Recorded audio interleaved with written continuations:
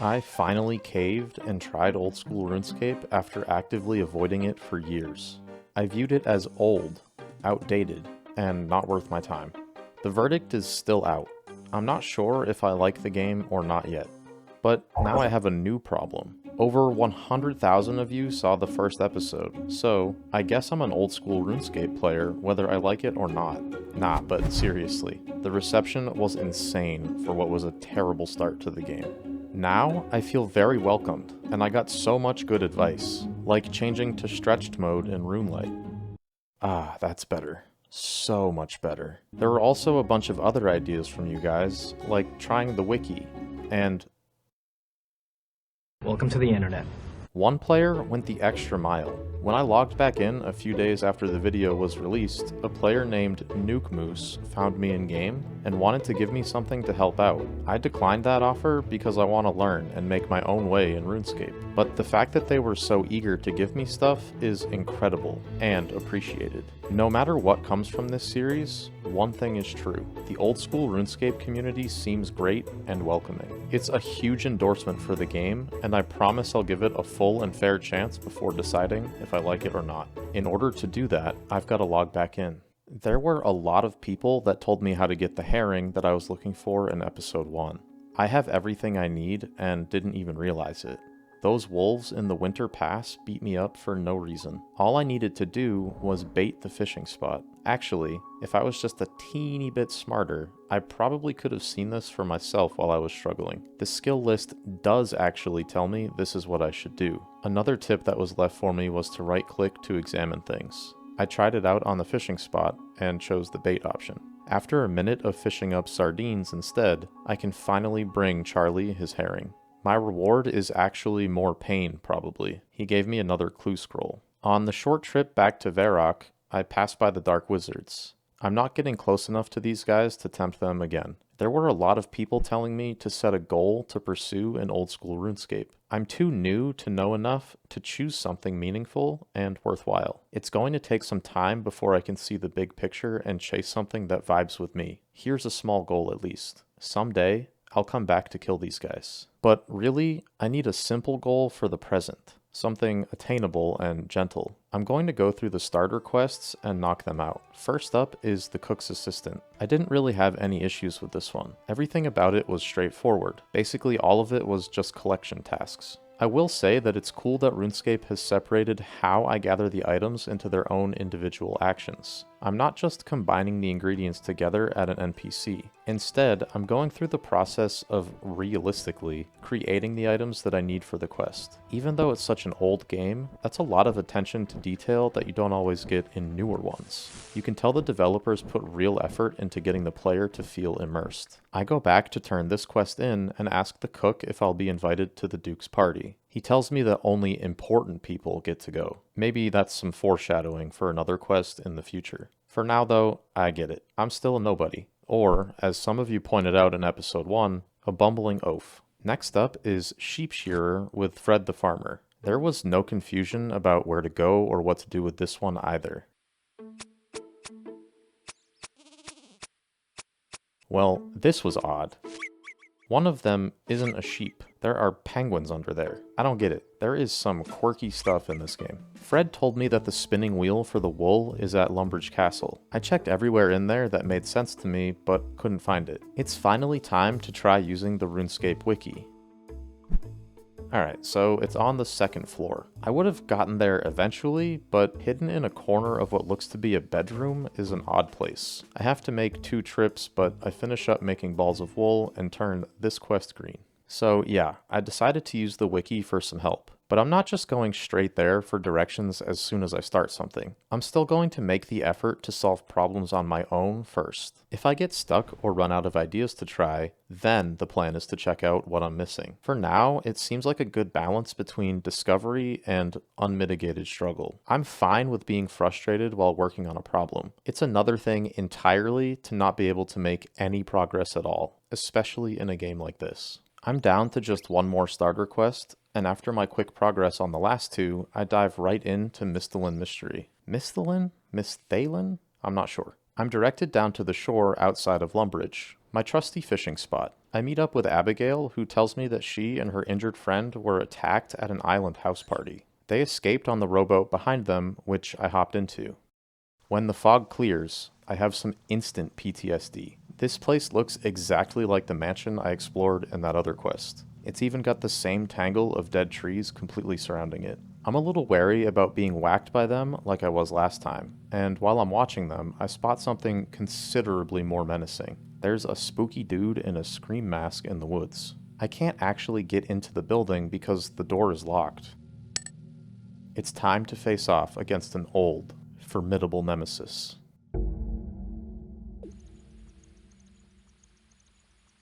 Nothing here, this time.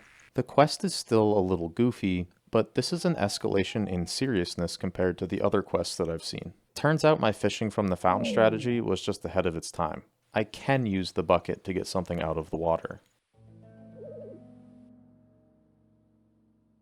It doesn't take long for the killer to get another victim, and this time, he leaves me a note. It's some type of clue for what I should do next. I try opening wardrobes with nothing in them. The doors are all locked. I can't go up the stairs either. I examine the paintings, and the one with a haunting figure sounds like it matches the vibe, but nothing happens. I try to go outside and cut a path through the trees, but I can't maneuver over the stumps. That frustration that I felt with other quests started to creep back in. So I gave up and checked the wiki to see what I'm supposed to do. It turns out I have to take the knife from the table and use it on the painting of the valley.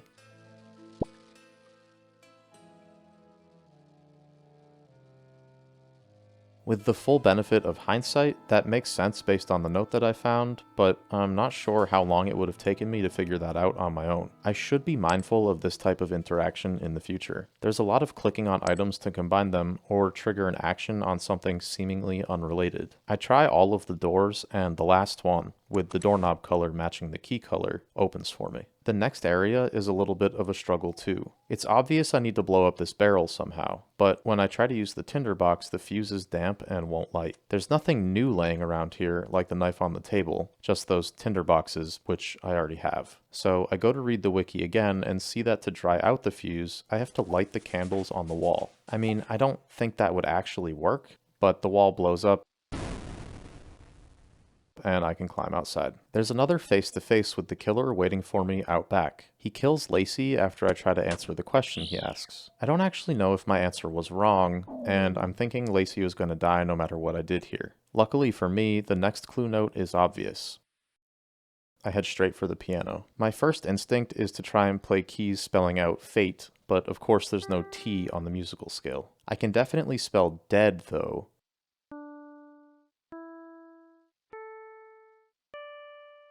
which opens a hidden compartment with the next key. The next murder victim is even more ridiculous than Sid from outside. She does the obviously bad horror thing and goes outside alone to check on a sound. Luckily for her, she survives and comes back inside. Unluckily for her, she dies anyway when the killer comes out of another wardrobe. I'm starting to feel bad. Would these guys be dying if I hadn't come out here to try and help? The murderer is using me for their game, and the poor NPCs are like props in a play. The last note is rough. I get the gist of what it's going for, but I can't figure out what earth is supposed to mean. I do some searching for a disturbed dirt pile or something similar, but I don't see anything. After a few minutes, I admit defeat and go back to the wiki. I'm supposed to use the knife on the fireplace? I open the clue again. It says hearth, not earth. Put another tally mark in the I'm an actual idiot column. The good news is the second part of this riddle is easy. The last letter on each line fits the gemstones in the puzzle. I get the final key and prepare to confront the killer.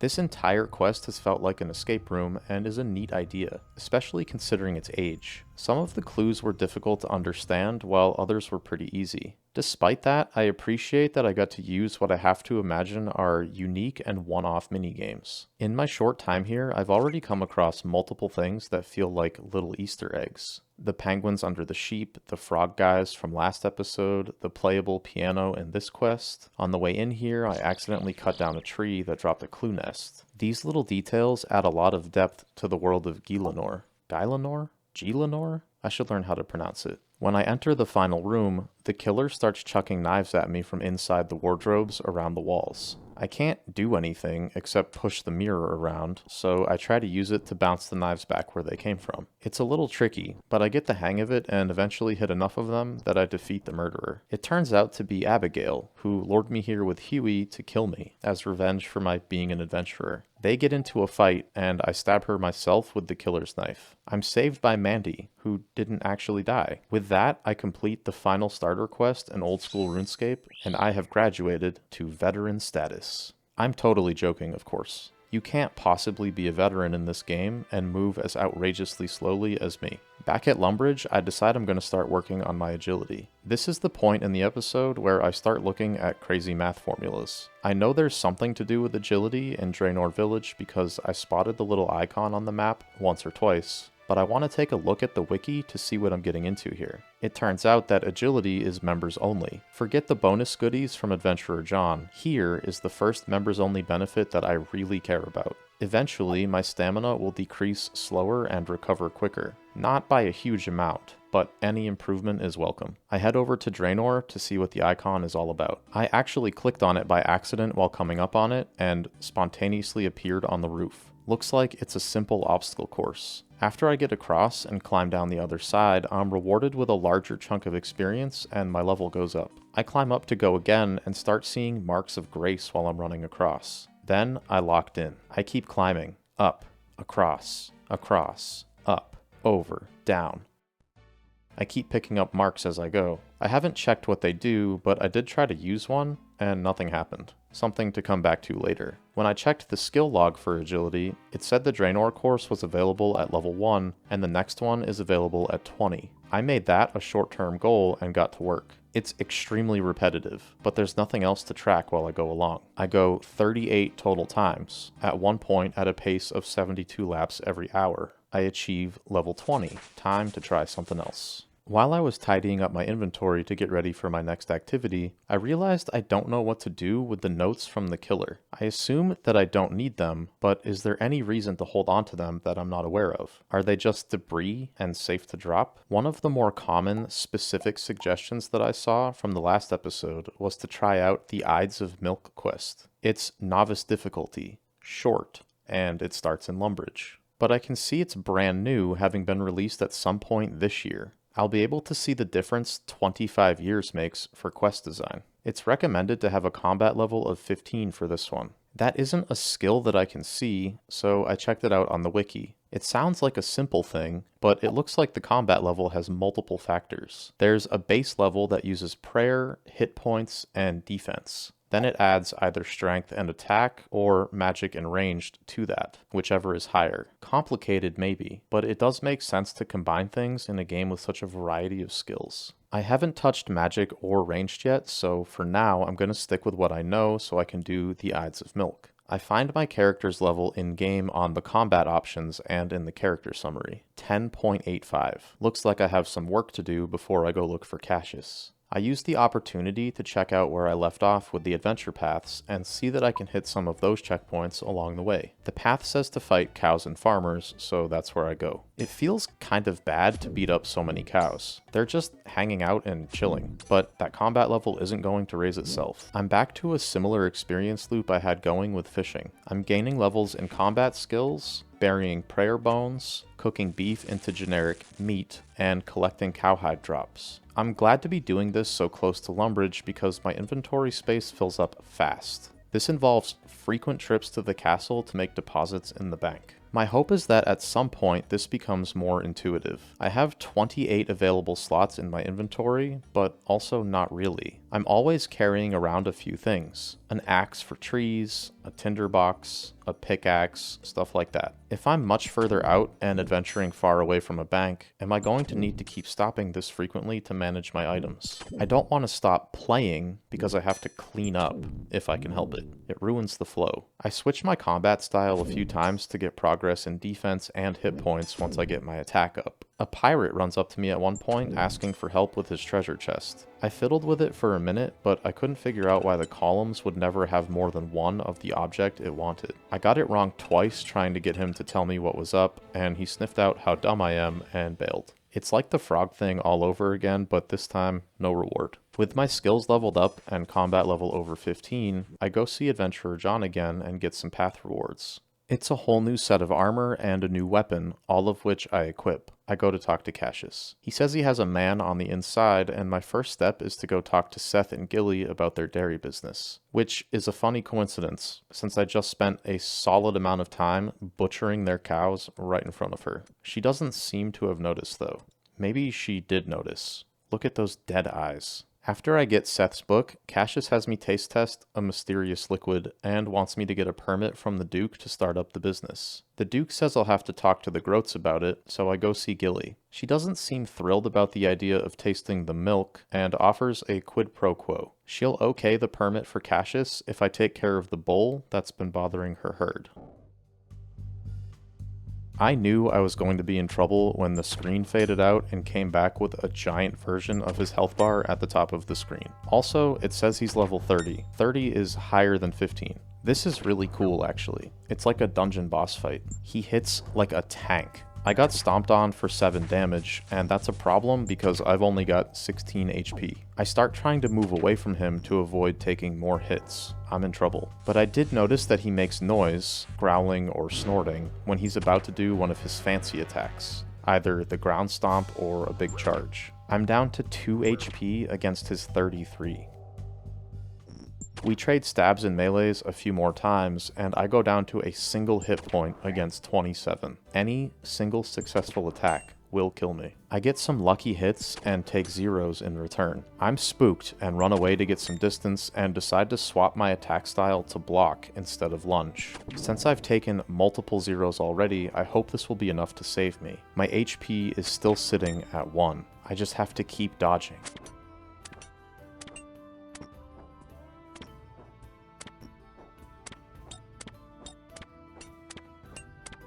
I dodge one last charge-up attack and take a final swing.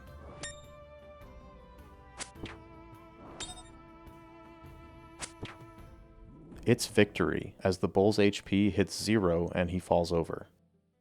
He had a tag on. It's Brutus, Cassius' business partner. This fight changed my perception about combat in Old School RuneScape. I'm not standing still just poking goblins and cows until they die. I had to learn on the fly what Brutus was doing to me. He had regular melee attacks, but this also added 2 completely new things I haven't seen yet: area of effect attacks and repositioning. This is the type of combat I would expect to find in much newer games. A huge difference from what felt like turn-based battles leading up to it. The level 2 goblins and this level 30 cow could not be further apart in strategy. Movement is still awkward for me, which makes me feel a little bit worried about how I'll adjust to fighting like this in the future. Is this type of combat limited to bosses, or will I eventually need to fight regular enemies that do things like this too? I almost died to a cow. Where are we going from here? A regular old bull simply cannot be the apex combat enemy in an MMORPG, so I envision this gets much harder. I'm curious to see how exactly. I'm very weak, so I go to get some beef and cook up something to restore my health. Show of hands.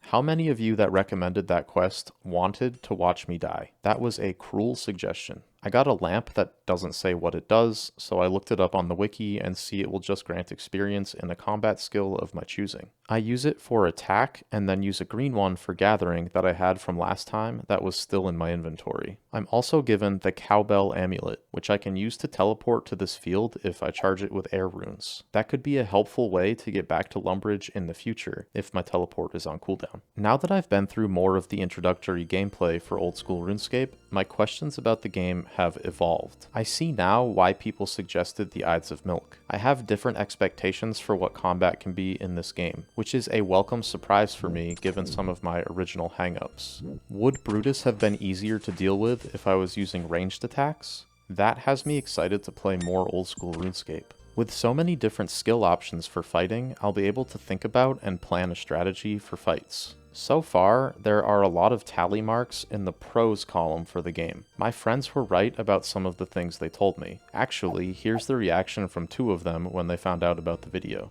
Organization is clearly beneficial, and the game is absolutely laid back. I've been free to go where I want and do what I choose while I'm there. A lot of it feels clunky though, and that's probably my most significant complaint so far. When I dive deeper into some of the non-combat skills, I'm interested to see what I can learn about making the process feel better. A game that you have to struggle against to play makes it really hard to get invested, no matter how good the other parts are. I still have a lot to learn about the game, and although I feel my surface level complaints are no longer valid, I'm still not comfortable saying I'm fully in on Old School RuneScape. I haven't ventured far beyond Lumbridge just yet, and I'm curious how the world is different once I get further away from the staging area for new players. I am excited to continue playing though. I'll see you next time for episode 3.